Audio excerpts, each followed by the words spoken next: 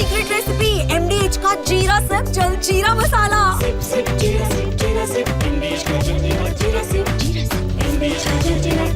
Putin पर भरोसा, Europe की सुरक्षा से खिलवाड़।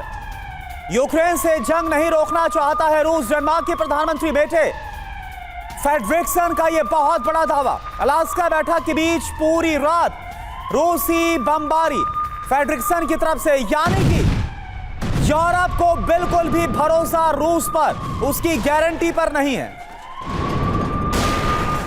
और एक और बड़ी खबर, जहां रूस के ऑयल रिफाइनरी में धमाका हुआ है। बड़ी खबर है, रूस के ऑयल रिफाइनरी पर अटैक, जहां वोल्गोग्राद के रिफाइनरी में धमाका हुआ। ये तस्वीरें भी आप देख रहे हैं। 2 दिन बाद फिर एक बार वोल्गोग्राद दहला है। 2 दिन पहले इसी तरीके से यहां पर अटैक किया गया था और तब भी इसी से जुड़ी कुछ तस्वीरें आपको दिखाई थी। इसी तरीके से आसमान में धुएं का गुबार दिखाई दे रहा था, धमाका हुआ था और एक बार फिर से यहीं पर अटैक किया गया है। रूसी रिफाइनरी पर ड्रोन से हमले की खबर है। रिफाइनरी के आसपास काला धुआं फैला हुआ है।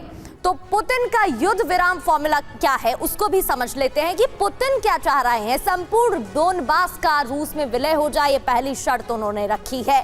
डोनेट्स्क से यूक्रेन सेना पीछे हटा ली जाए। ज़ैपोरिज़िया प्लस खेरसोन पर नियंत्रण वो चाहते हैं दोनों रीजन्स में, और यूक्रेन को नाटो की सदस्यता ना मिले, ये बात भी कही गई है। इसके अलावा रूस पर लगे सभी प्रतिबंध हटा दिए जाएं, ये भी साफ तौर पर पुतिन कह चुके हैं। मनीष, पुतिन अपनी जितनी भी इच्छाएं हैं वो सामने रख चुके हैं, क्लियर कर चुके हैं कि उन्हें क्या चाहिए। लेकिन ज़ेलेंस्की की बात करें तो वो भी अड़े हुए हैं अपनी मांगों पर। आज जब ये मीटिंग होगी तो क्या यूक्रेन झुकने वाला है? क्या ज़ेलेंस्की समझ पाएंगे कि फिलहाल उनके लिए बेहतर पोजीशन कौन सी रहेगी? क्या अपनाना उनके लिए सही डिसीजन होगा?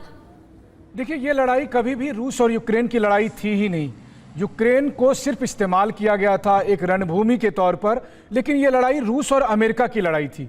ये लड़ाई रूस और नाटो की लड़ाई थी। इसलिए अंतिम फैसला अमेरिका को लेना है, अंतिम फैसला नाटो को लेना है कि अभी रूस के साथ जंग को रोक देना है या भविष्य में जो है दोबारा से युद्ध शुरू करने के लिए किसी और को इस्तेमाल करना है, जैसा आज यूक्रेन का इस्तेमाल हुआ है। बस दुनिया की नज़र में ये दिखाने के लिए कि अमेरिका इस्तेमाल करके दूध में से मक्खी की तरह से यूक्रेन को नहीं निकाल रहा है, इसलिए ज़ेलेंस्की को इतनी इज्जत दी जा रही है। मान लीजिए आज अमेरिका कहता है कि अब हम इस युद्ध में शामिल नहीं होंगे, तो यूक्रेन कैसे लड़ेगा? अगर यूरोप कहता है कि अब हम इस युद्ध में शामिल नहीं होंगे, तो यूक्रेन कैसे लड़ेगा? इसलिए ज़ेलेंस्की के पास कुछ है नहीं। बस ज़ेलेंस्की एक मोहरा है, ज़ेलेंस्की एक एक्टर है, जो पहले वो बाय प्रोफेशन थे और अब वो प्रेसिडेंट बनकर एक्टिंग कर रहे हैं। लेकिन दोनों ही हालत में ये अंतिम फैसला ट्रंप को लेना है, अंतिम फैसला यूरोप के लीडर्स को लेना है, क्योंकि यूरोप के लीडर्स को लगता है कि एक बार अगर पुतिन की मांग को मान लिया गया तो फिर इतिहास दोहराया जाएगा। ठीक उसी तरह जैसे एक समय में जर्मनी में हिटलर की मांग को मान लिया गया था और उसके बाद दूसरा विश्व युद्ध शुरू हो गया था।